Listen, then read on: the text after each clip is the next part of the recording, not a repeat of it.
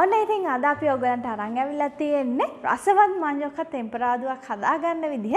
ඉතින් මේකේ ටයිටල් එකත් එක්ක බලනවා ඇති මේ වගේ මඤ්ඤොක්ක ටෙම්පරාදුත් දන්සල් වල දෙනවද කියලා. ඉතින් මම පළවෙනියටම මේ මඤ්ඤොක්ක එක දන්සලකින් තමයි කෑවේ. ඉතින් පස්සේ මම ගෙදරදී තව දේවල් එකතු කරලා මේක තවත් රසවත් කරලා හදන විදිහ තමයි අද මම වීඩියෝ එකෙන් ඔයගලන්ට කියලා දෙන්නේ. ඒ වගේම තමයි අද වීඩියෝ එකට අරගෙන තියෙන ගෙදරම අපි ඉඳපු ගෙදරින්ම ගලවපු මඤ්ඤොක්ක. ඉතින් මේ වගේ රසවත් මඤ්ඤොක්ක එකක් ගෙදරම හදාගන්න මඤ්ඤොක්ක ගහක් ගෙදරම හදාගන්නේ කොහොමද කියන්න ගංගානිස් ගාඩන් අපේ අනිත් channel එකේ තියෙනවා. ඉතින් ඔයාටත් පුළුවන් මඤ්ඤොක්ක ගහක් ගෙදරම මේ වගේ වගා කරලා මේ වගේ රසවත් මඤ්ඤොක්ක එකක් හදාගන්න. ඉතින් පල්ලෙහා description box එකේ තියෙනවා link එක. ඔයාට මඤ්ඤොක්ක ගහක් ගෙදර හදාගන්නේ කොහොමද කියලා ඒ link එක click කරලාත් යන්න පුළුවන්. ඉතින් වෙලා ගන්න නැතුව අපි බලමු අපේ රසවත් මඤ්ඤොක්ක ටෙම්පරාදුව හදන්න අපිට මොනවද වමනා කරන්න කියලා. අපේ YouTube channel එක දැන් subscribe කරන්න. bell icon එක click කරන්න අපේ අලුත්ම updates හැමෝටම කලින් දැනගන්න. මම මෙතන මඤ්ඤොක්ක අරගෙන තියෙනවා. මඤ්ඤොක්ක ටිකක් ලොකු කෑලි කපාගෙන තියෙන අපිට බැරි වෙන්නේ නැතුව තඹ ගන්න පුළුවන් එහෙම වුණාම ඒ වගේම පොල් වමනා වෙනවා. පොල් තෙල්, අබ, ලුණු, කහ, ඒ වගේම සූදුරු ටිකක්. මෙතන උඹලකඩ ටිකක් ලෑස්ති කරගෙන තියෙනවා චූටියට කොටාගෙන. ඒ වගේම අපිට බී ලුණු ටිකක් මේකට රතු ලුණු ගන්න පුළුවන් නම් තවත් රසවත් සුදු ලුණු, රම්පේ, කරපිංචා, ඒ වගේම අමු මිරිස් මෙතන පාවිච්චි කරලා තියෙන්නේ. අමු මිරිස් වෙනුවට නයි මිරිස් ගන්න පුළුවන් නම් තවත් රසවත්. ඒ වගේම අපිට මේ වගේ කෑලි මිරිස් වේලිච්ච මිරිස් මේ වගේ ලොකුවට කෑලි වලට කපාගෙන උවමනා වෙනවා. ඔන්න එහෙනම් අපි දැන් මඤ්ඤොක්ක එක හදන්න තමයි යන්නේ. අපි වතුර එකක් ලිපේ තියලා මේ විදිහට උතුරගෙන එද්දි අපේ මඤ්ඤොක්ක ටික මේ වතුර එකට එකතු කරගමු.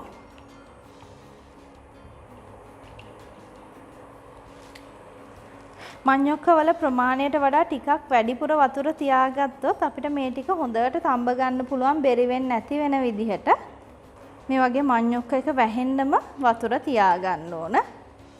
ඉතින් ඔයාලට මඤ්ඤොක්ක ගැන වැදගත් කරුණු 5ක් කියන්නම්. අංක 1 තමයි ඔයා කඩේ ගිහිලා මඤ්ඤොක්ක තෝරගන්නවා නම් කළු පාට නිල් පාට වෙලා තියෙන මඤ්ඤොක්ක තෝරගන්න එපා. මොකද ඒවා ටිකක් පරණ වෙලා හුලං වැදිලා තියෙන මඤ්ඤොක්ක. ඒවා කෑමට අහිත කරයි. අංක 2 තමයි ඔයා ගෙදර ගෙනල්ලා පහවදා පාවිච්චිට මඤ්ඤොක්ක තියනවා නම් අනිවාර්යෙන්ම සෝදලා මඤ්ඤොක්ක එක වතුරෙන් යට වෙන විදිහට තියලා තියන්න ඕන වතුර භාජනයකට දාලා. ඒ වගේම අංක 3 තමයි ඔයාට මෝරපු නැති හොඳ මඤ්ඤොක්ක ටිකක් තෝරගන්න ඕන රසවත් මඤ්ඤොක්ක එකක් හදාගන්න නම් ඒකට ඔයාට කරන්න තියෙන හොඳම දේ තමයි පොත්ත ටිකක් ගලවලා බලන්න. ලේසියෙන් පහසුවෙන් පොත්ත ගැලවෙනවා නම් ඔයාට හොඳ මඤ්ඤොක්ක එකක් තෝරගන්න පුළුවන් වෙලඳ පොලෙන්. ඒ වගේම තමයි ඔයා මඤ්ඤොක්ක තම්බද්දි කොයිම වෙලාවකවත් පියනකින් වහලා මඤ්ඤොක්ක එක තම්බන්න එපා. ඒක තමයි අංක 4. මොකද පියනකින් වහලා අපි මඤ්ඤොක්ක එක තැම්බුවොත් ඒකේ තියෙන විස රසායනික ද්‍රව්‍ය වාෂ්ප වෙලා එළියට යන්නේ නැහැ. ඒක හන්ද තමයි අපි පියනේ ඇරලා හැමතිස්සෙම මඤ්ඤොක්ක තම්බන්න කියන්නේ. ඒ වගේම අංක 5 තමයි ඔයා ඉඟුරු දාපු කෑම මඤ්ඤොක්ක එක එකට කෑමට ගන්න එපා. මොකද ඔයා මඤ්ඤොක්ක එකක් තම්බනවා නම් කරි එකක් හදනවා නම් ඒ දවසට ඉඟුරු දාපු කෑම ඔයාගේ කෑමට එක් කරන්න එපා. ඒකත් ඔයාගේ සෞඛ්‍යයට අහිත කරයි. ඉතින් ගොඩක් දන්සල් වල මඤ්ඤොක්ක එක්ක පොල්නේ කවලම් කරලා දෙන මේ දන්සලේ මට හම්බෙච්ච දන්සලේ ටිකක් අමුතු සම්බෝලයක් වගේ දෙයක් තමයි මේකට කවලම් කරලා තිබ්බේ. හැබැයි ඒකට නයි මිරිසුයි කහයි ලුණුයි විතරයි එකතු කරේ. මම තවත් රසවත් වෙන්න මේකට උම්බලකඩ ඒ වගේ දේවලුත් එකතු කරා. ඉතින් අපි බලමු කොහොමද මේ සම්බෝලේ කොටා ගන්න කියලා. ඔයාලට වංගෙඩිය මේක කොටා ගන්නත් පුළුවන්. බ්ලෙන්ඩර් එකේ කැමති නම් කොටා ගන්නත් පුළුවන්. අපි බ්ලෙන්ඩර් ජාර් එකට පොල් ටිකක් දා ගන්නවා. අපේ මඤ්ඤොක්ක වල ප්‍රමාණයට ඇති වෙන්න පොල්. ඒ වගේම ලුණු කුඩු ටිකක්. කහ කුඩු බොහොම පොඩ්ඩක්. උම්බලකඩ ටිකක්. ඒ වගේම අපේ ලුණු වලින් කොටසක්. ඒ වගේම අමු මිරිස්. මං කිව්වා මේකට අමු මිරිස් ගන්නවට වඩා හරිම රසවත් නයි මිරිස් ගන්න පුළුවන් නම් අපි මේ ටික හොඳට මිශ්‍ර වෙන විදිහට බ්ලෙන්ඩර් එකේ කොටා ගමු.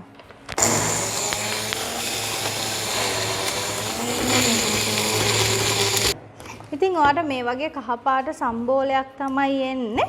අපි මේක තියලා තියමු ටෙම්පරාදුවට මේක අපි දාගන්නේ.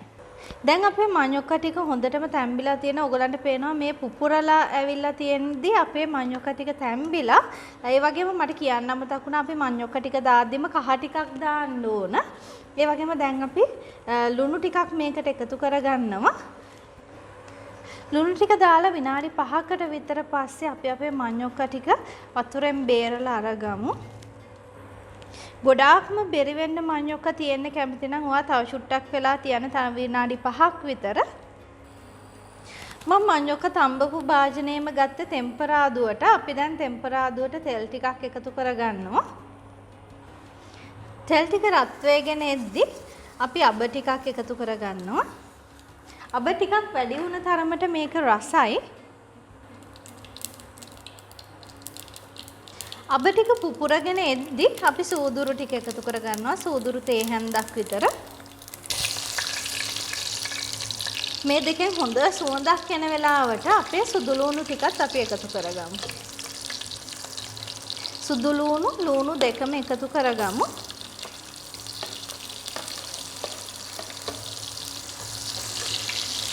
මේ දෙක හොඳට රන්වන් පාට වෙනකම් මේ තෙල් එකේ බැදගමු. සුදු ලූණු මේ වගේ රන්වන් පාටට බැදීගෙන එද්දී අපේ කරපිංච ටිකයි රම්පෙ ටිකයි අපි එකතු කරගමු. ඒ වගේම මිරිස් කරල් ටික.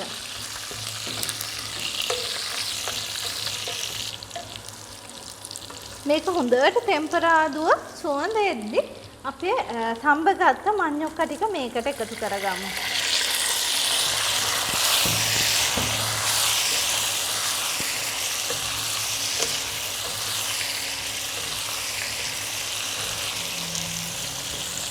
මේක තෙල් එකේ චුට්ටක් උඩ බැදෙන්න මේ විදිහට තියලා තියමු.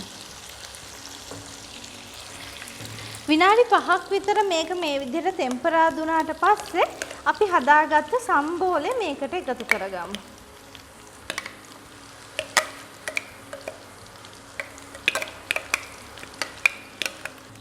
සම්බෝලෙත් මේ මඤ්ඤොක්ක එක්ක හොඳට මලවගමු.